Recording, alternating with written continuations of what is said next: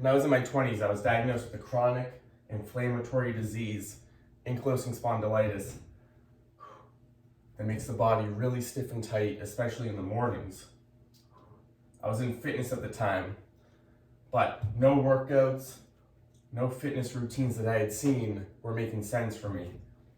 I was really dealing with a lot of stiffness and tightness, especially in the mornings. And again, I was in my 20s, I was young, I was very active at the time, but I was dealing with sciatica, tightness and stiffness in the upper body, neck pain, shoulder pain. Ankylosing spondylitis wants to fuse your spine together, and the joints can really become affected, and it can be very painful. So the motivation to keep moving is crucial, but at the same time, it can be very hard to get moving through that pain, through that stiffness. So I had to find routines that worked for me. I started doing unconventional stretching routines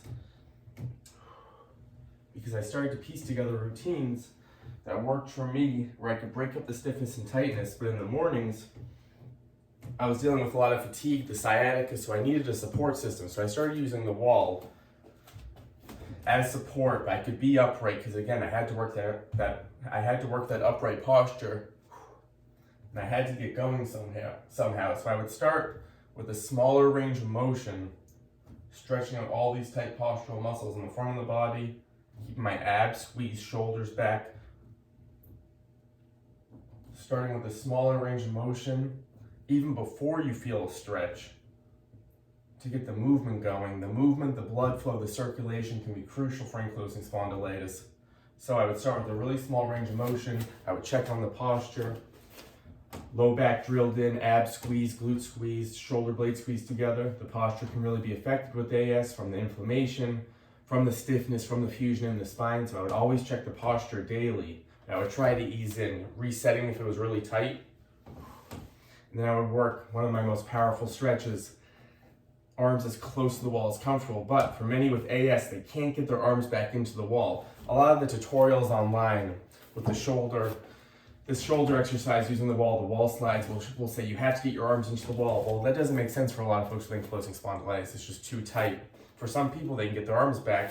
For me, when I'm really tight, I have to be off the wall a bit, but I'm focused on my back being drilled in, core tight. So for AS, for ankylosing spondylitis, you have to find a comfortable range of motion because we need the movement, we need the blood flow. You can't force it though, but generally, the movement can really help loosen up. So I had to tailor different programmings to fit me, to get movement. So I could deal with the sciatica, I could deal with the stiffness and tightness. I was really struggling, and I was in my 20s, so my mindset, I was in a dark place mindset-wise. I was in my 20s, I was in fitness, but I couldn't do anything. I was so stiff every morning. So every morning I focused on a foundation for me that I can continuously do. The consistency, the movement is the most important thing. So I would get walking around the house, forwards walking, backwards walking. Backwards walking is phenomenal for the back of the legs, protects the knees a little bit, gets the hips going. So I started putting together these powerful routines. And I would mix it up, and everything was at home because for me, sustainability, consistency was important, and at home it was easy to get into. When you're not motivated to move with ankylosing spondylitis, it can be hard to go say, I'm gonna go to the gym, I'm gonna do a workout. For some people that works, they like to get in the car, go to the gym, have that part of their routine. And again, for some people that works, but for me, I had to do stuff at home. So I started piecing together these powerful workouts. Supported downward dog, that support system again, so I could concentrate on that mid-upper back, stretching the hamstrings.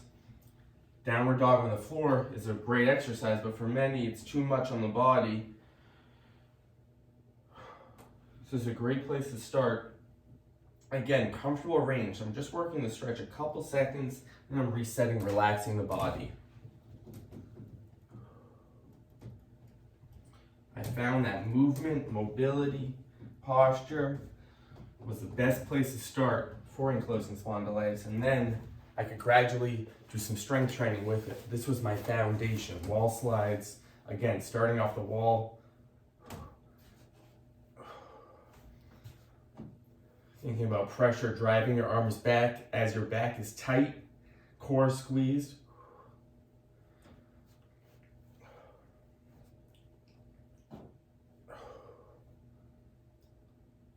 Find your unique program for you. Find movements, stretches that loosen you up, give you a little bit of energy. Start with mini routines just like this. It can be anything, 3 to 5 exercises, run through it a couple times. Try to get the heart rate elevated, safe exercises, low impact to start. Find your foundation. Let me know what you're doing in the morning to combat ankylosing spondylitis when you're really stiff and tight. What are some of the things you're thinking about? Let me know in the comments.